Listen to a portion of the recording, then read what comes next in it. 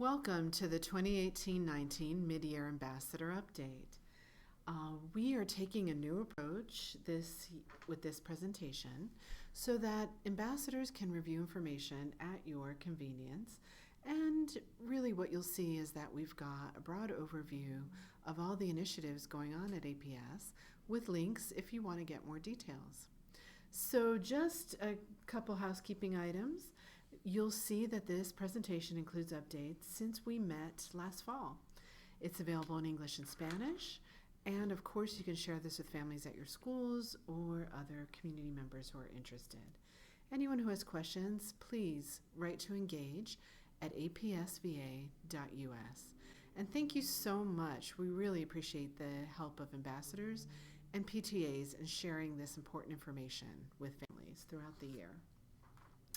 Here's the agenda. I'm not going to go over all the issues, but you can see that we touch upon a broad range of initiatives going on at APS, and this presentation is divided into two parts, things that have been completed since we last met in the fall and that had been on the fall meeting agenda so that you know what the status is for those.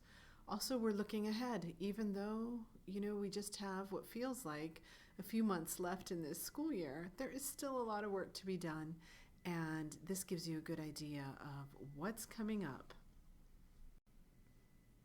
Okay, let's go over first what has been completed since the update for ambassadors in the fall.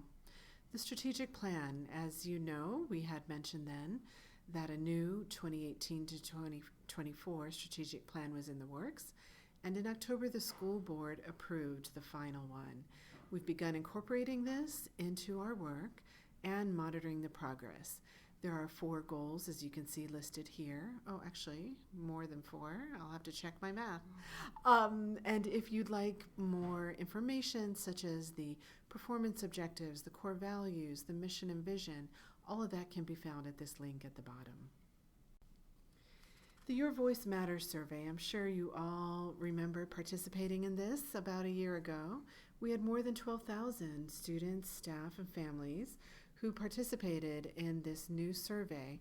It replaces 3 other surveys, and we've done this in partnership with the Arlington Partnership for Children, Youth, and Families to look at school climate and child well-being in the county. There's a public dashboard online that has countywide and school-based results available, and you can see the URL at the bottom in case you would like to go and get that data. And the way APS and the county use these results is we're looking at areas of strengths.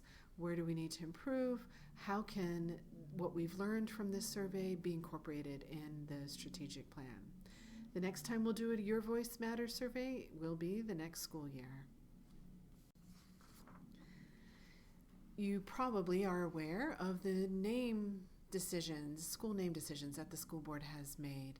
And these are listed here for our new middle school, the new building that will house the HB Woodlawn and Stratford programs. Also, the Montessori program that is moving to Henry has a new name. And as I'm sure you know, the school board voted to rename Washington Lee to Washington Liberty High School. The school name that's still in process right now is for the full neighborhood school at Drew. And there is a committee working on that, and they will bring their recommendations to the school board. We're looking for adoption in April. All these school names take effect this coming September. We also have completed the elementary school boundary process that will take effect in the next school year. You can see the 8 elementary schools that were involved in this process, and students will be attending their newly assigned schools come next fall unless they're eligible for grandfathering. You can get more information about the process, the grandfathering provision, and find out your elementary school through the boundary locator using these links at the bottom of this slide. We also just recently came out with the 10-year revised enrollment projections, and those are for 2019 to 28. We're looking ahead, And it does show that APS looks like will increase our growth by about 24% over the next 10 years. The current capital improvement plan already plans for the growth that we anticipated over the next several years. And as we start work on future CIPs, looking at these projections may decide some priorities that would shift the timing of future seats. Also, I want to call your attention to the Superintendent's 2019 annual update. This was presented at the January 24th school board meeting, and it looks at capacity and enrollment for the 2019-20 school year. The School Board Policy Committee, which is a cross-departmental committee, has been hard at work reviewing policies and making any revisions that might be necessary to ensure that we're keeping current with the needs of students today and our school division. So you can see a list here of which policies have been revised and approved by the school board. And later in the presentation, you'll see another list of those that are still under review. We have completed the secondary option application and transfer process with a centralized random double-blind lottery. And families right now have been notified of where they stand with the lottery and have a deadline of February 22nd to either confirm or decline attendance for secondary option schools or transfers to neighborhood schools. You can find more information at the link listed here. And please be aware that there is a new policy that there will be a new wait list that begins every year with each annual lottery. The wait lists do not carry over from year to year for the secondary option schools. So that sums up what has been finalized since the fall 2018 ambassador meeting, and now we'll look at what is coming ahead. So high on the list is the fiscal year 2020 APS budget. You may have already heard that we're looking at a significant deficit in the upcoming fiscal year, and we're working hard to address that. Here's a list of important dates relevant for the budget process, and we really want to make sure families are aware that this is starting soon and spans from late February until early May in terms of having work sessions, having a proposed budget to react to and discuss, as well as 2 public hearings. So we hope people will become involved in this important process. Right now, the school board is scheduled to adopt the fiscal year 2020 budget on May 9th. And we have some good resources available online. We hope you'll check those out. There's a brief video about the budget process explaining that. There's also some resources, for example, last year's budget and some other information that's useful to understanding what's going on with this process. Another important process underway is the PreK-12 Instructional Program Pathways. And in fact, tonight, February 12th, there's a school board work session on this process. It was first introduced at an initial presentation during the February 7th school board meeting. Both of these, please be aware, are broadcast online and can be accessed at any time if you want to learn more about what was said at either the school board meeting or the work session. The Department of Teaching and Learning is leading this process, and the goal is to articulate multiple pathways for student success. And as part of that, it means a large group is assessing and defining how schools and programs fit within the pathways and options. That includes the immersion program and other option programs in schools. We will have community input process this spring, so we hope you'll be involved in that. And then the schedule calls for the school board to adopt a final program pathways in May. We currently have underway the elementary options and transfers for the 2019-20 school year. So those applications are available online, and that is for elementary option programs in schools. there are no transfers to neighborhood elementary schools for the coming school year. Please be aware the deadline to apply for elementary option programs in schools is 4 p.m. on April 15.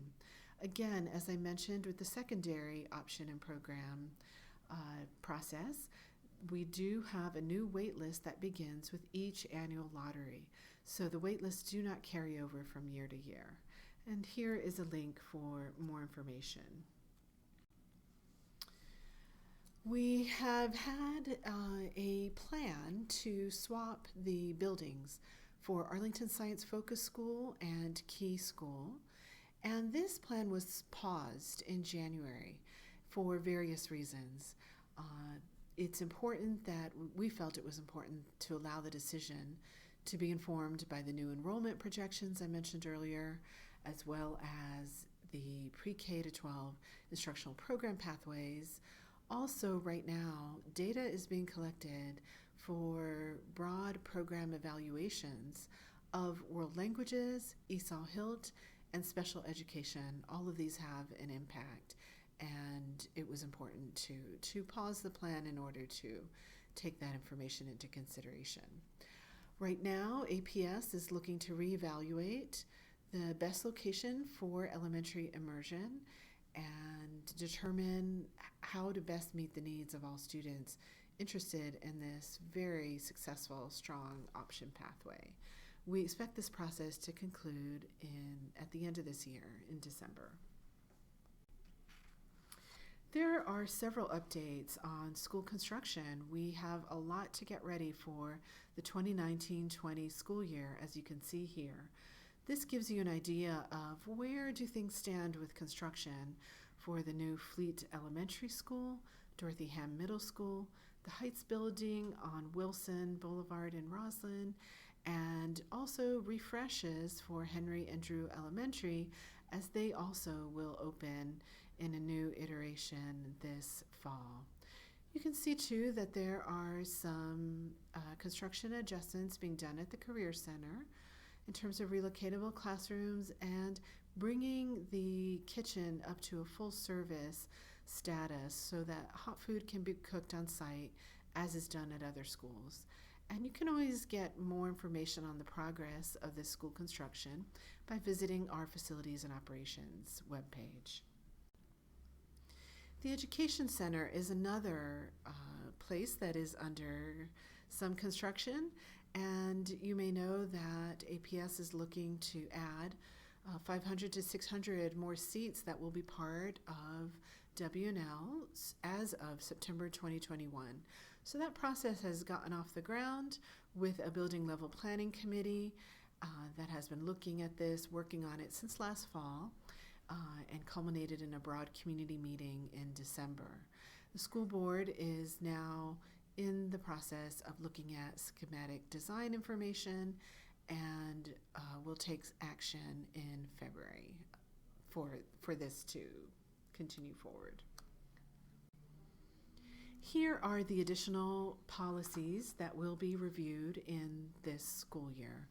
So you can expect reviews and perhaps revisions of these policies by the end of the 2018-19 school year.